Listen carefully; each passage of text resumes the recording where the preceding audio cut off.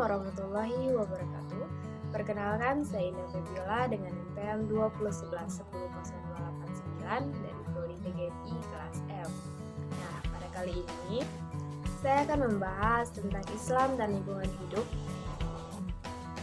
yang diampu oleh Ibu Herlin Arnisesma, Magister Pendidikan. Ada yang tahu nggak sih lingkungan hidup itu apa? Lingkungan hidup merupakan kesatuan ruang di mana semua mencakup tentang benda, daya, keadaan, dan makhluk hidup yang menjadi dukungan kepada kehidupan dan kesejahteraan. Nah, artinya lingkungan hidup itu merupakan segala sesuatu dan segala kejadian yang terjadi di lingkungan sekitar atau di atas permukaan bumi. Di mana kegiatan-kegiatan tersebut sangat mempengaruhi tentang keberlangsungan hidup manusia dan makhluk hidup lainnya. Kalian tahu nggak sih kalau lingkungan hidup itu dibagi menjadi dua komponen, yaitu biotik dan abiotik. Komponen biotik merupakan semua komponen lingkungan hidup dari sekumpulan makhluk hidup atau organisme yang ada di lingkungan sekitar, seperti hewan, manusia, tumbuhan, dan organisme. Sedangkan abiotik merupakan semua komponen lingkungan hidup dari sekumpulan benda-benda mati, seperti air, udara, batu, tanah, dan lain-lain. Biotik sendiri dibagi menjadi 3 macam, yaitu produsen, konsumen, dan juga pengurai. Produsen merupakan sumber penghasil makanan, contohnya seperti tumbuh-tumbuhan. Nah, dan konsumen merupakan yang memakai dan mengkonsumsi hasil dari produsen, seperti hewan dan manusia yang memakan sayur-sayuran. Yang terakhir yaitu pengurai, yaitu yang membantu siklus nutrisi kembali ke ekologi lainnya, seperti cacing tanah dan mikroorganisme. Lalu, apa sih hubungan lingkungan hidup dengan Islam?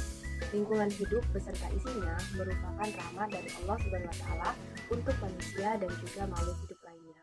Rahmat sendiri berarti kasih sayang. Jadi karena Allah sayang dengan makhluknya, maka Allah menciptakan lingkungan atau alam yang berisikan berbagai macam benda yang dibutuhkan oleh manusia. Karena itu, Islam dengan lingkungan hidup sangat berkaitan erat. Itu menurut cendekiawan Muslim yaitu Yusuf Al-Qaradawi dalam bukunya mengatakan bahwa Islam merupakan agama yang ramah lingkungan. Hal ini sejalan dengan salah satu hadis yang ada di Al-Quran, Surah Al-A'raf ayat 56, yang artinya, "Dan janganlah kamu berbuat kerusakan di bumi setelah diciptakannya dengan baik. Berdoalah kepadanya dengan rasa takut dan penuh harap. Sesungguhnya rahmat Allah sangat dekat kepada orang yang berbuat kebaikan." Dalam surah Al-A'raf ayat 56 tadi, tercantum bahwa kita sebagai manusia haruslah menjaga alam atau lingkungan hidup kita, karena itu adalah salah satu rahmat dari Allah Subhanahu wa Ta'ala. Untuk menjaga lingkungan hidup, ada 3 tugas manusia, yaitu al-intifa, al-intibar, dan al-islah. Al-intifa artinya manusia mengambil dan menggunakan manfaat alam sebaik-baiknya.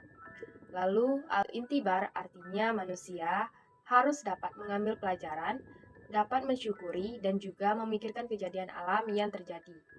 Lalu al-islah, manusia dapat menjaga kelestarian lingkungan hidup untuk kemakmuran dan juga kepentingan manusia.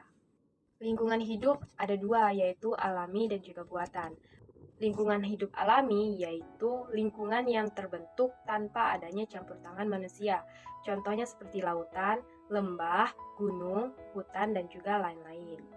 Sedangkan lingkungan buatan yaitu suatu lingkungan yang terjadi atau terbentuk karena ulah manusia, baik yang disengaja ataupun tidak. Contoh dari lingkungan buatan yaitu seperti danau, bendungan, taman, perkotaan, dan lain-lain. Sedangkan untuk model dari lingkungan hidup dibagi menjadi 3 model. Model pertama yaitu model antroposentrisme, yaitu pandangan yang hanya berpusat kepada manusia itu sendiri. Dalam model ini, alam hanya diciptakan untuk manusia. Mereka dengan bebas mengambil manfaat dari alam, tetapi tidak melestarikan lingkungan sehingga merusak lingkungan hidup itu sendiri. Dalam model antroposentrisme terbagi menjadi 2 jenis, yaitu ekosentrisme dan juga homosentrisme. Egosentrisme merupakan lingkungan hidup hanya untuk kepentingan pribadi dan tidak menghiraukan orang lain. Jadi, pada konsep egosentrisme, yang dilihat hanyalah diri sendiri tanpa memedulikan orang lain ataupun makhluk hidup lainnya. Dan untuk model homosentrisme, lingkungan hidup untuk kepentingan kelompok manusia. Jadi pada homosentrisme, lingkungan hidup itu digunakan untuk kepentingan-kepentingan kelompok tertentu. Selanjutnya model yang kedua yaitu biosentrisme, merupakan pandangan yang berpusat kepada komponen biotik saja. Model ini memperlihatkan adanya ketergantungan antara makhluk hidup satu dengan makhluk hidup lainnya, sehingga adanya hubungan timbal balik antara manusia dengan manusia lainnya, atau manusia dengan tumbuhan, atau bahkan manusia dengan hewan yang dapat terjalin dengan baik. Sedangkan model yang ketiga yaitu ekosentrisme.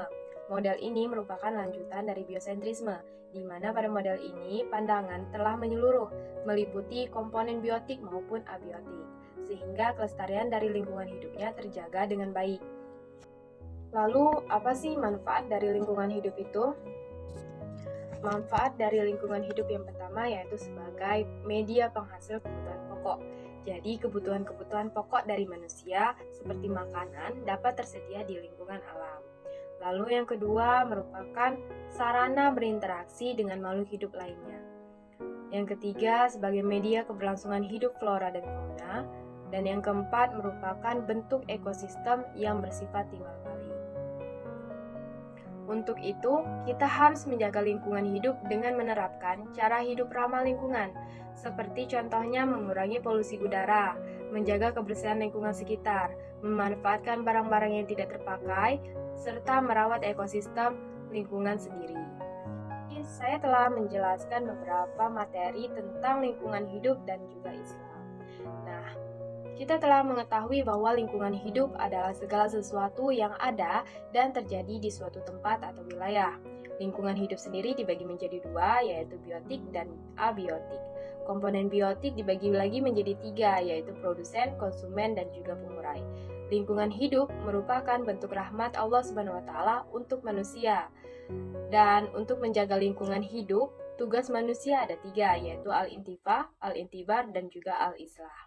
Lingkungan hidup sendiri ada yang alami dan juga buatan, serta dibagi lagi menjadi tiga model yaitu antroposentrisme, biosentrisme, dan juga ekosentrisme. Setelah mengetahui apa itu lingkungan hidup, manfaat dari lingkungan hidup, macam-macam lingkungan hidup, bahkan komponen-komponen lingkungan hidup telah kita pelajari. Untuk itu saya mengajak kalian semua untuk menjaga lingkungan hidup kita, setidaknya lingkungan sekitar rumah kita sendiri, agar kelestariannya tetap terjaga, udaranya bersih, lalu airnya bersih, dan juga kita nyaman serta sehat untuk tinggal dan hidup di lingkungan sekitar kita sendiri. Sekian yang dapat saya sampaikan. Saya akhiri. Wassalamualaikum warahmatullahi wabarakatuh.